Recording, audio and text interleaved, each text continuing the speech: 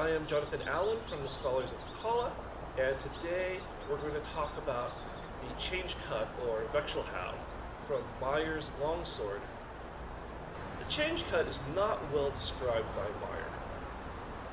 It basically says that you're going to be changing off in front of your opponent in order to confuse him. However, we do have some clues about how this is supposed to work. First of all, we've got the change guard, Wechsel, or Wechselhauw. So using that, we can kind of infer as to what he wants us to do.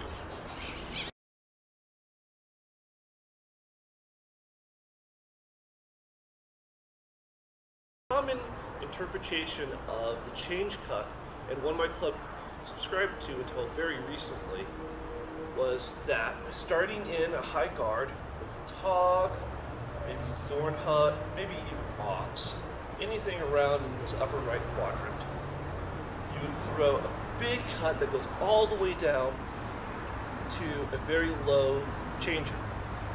And then from here, you turn your hands over and cut back up. This interpretation has some problems.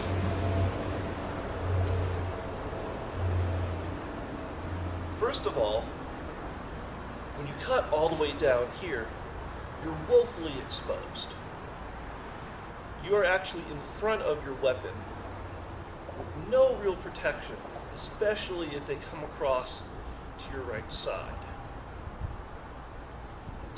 The second problem we have with this is that this cut usually ends up with your hand being smashed. As you come up, you're really leading more with your hands than the blade. Now you can kind of cheat it a little bit and come more like this. But that's not a very strong cut.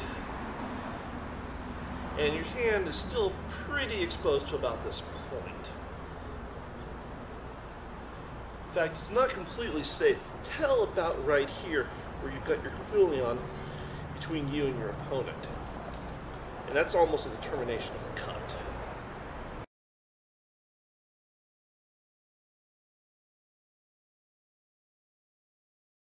Our new interpretation of the change cut addresses many of these problems.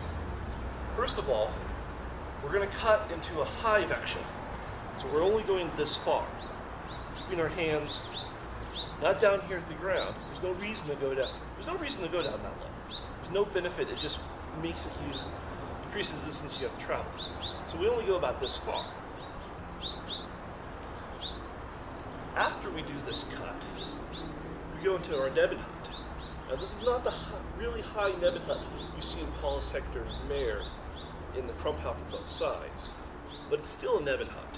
We still have the point towards the ground, the hilt high and the short edge towards us.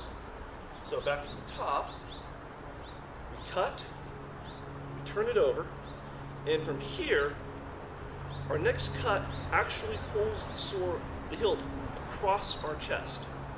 So we don't unfurl our arms like this. Instead, we pull them across. And notice how this naturally puts us into an Einhorn or an ox-like position, depending on when we stop the action. So across here. Now the hand is still in jeopardy, but only to about this point. We don't have to bring it all the way out here to get our safety. And also note that the hands are still pretty tight to my chest. They're not out here, so our opponent has to move pretty far to get to them. Next I want to demonstrate this with the Pel. So from here, we're going to cut just in front of our opponent. Turn the hand over, and a really quick rising snap. Again, right in front of our opponent, turn it over, and in.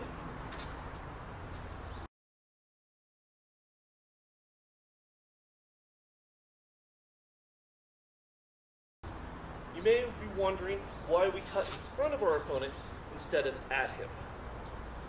There's a couple reasons for this. The first reason deals with measure.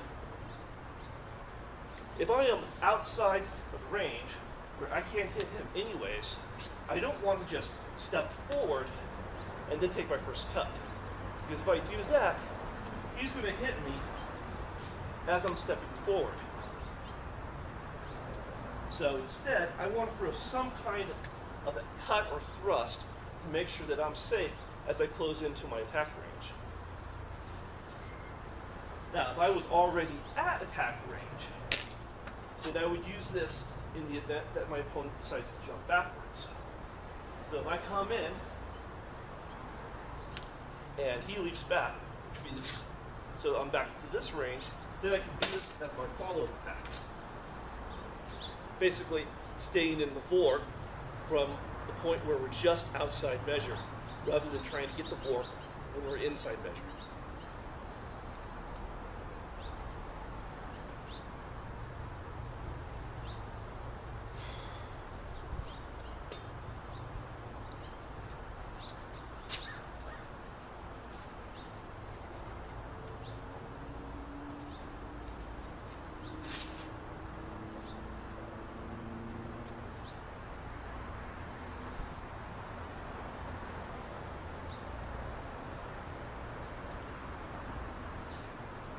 In terms of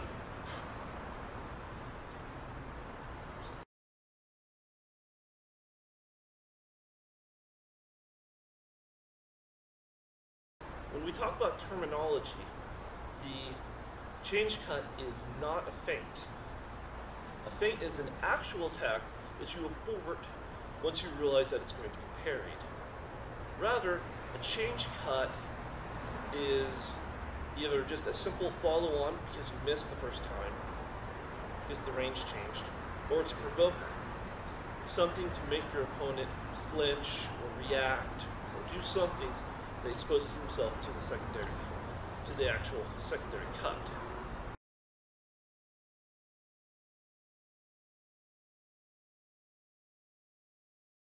You see the change cut in Meyer's cross, the cutting diagram from chapter 10. Your first cut, which should be from long point, but it really doesn't matter for the purpose of this discussion, it's just a cut. The second one is considered a change cut. The third one is a change cut. The fourth one is a change cut. We call them change cut because each cut after the first changes sides, changes heights. It's basically causing the opponent to have to try to chase you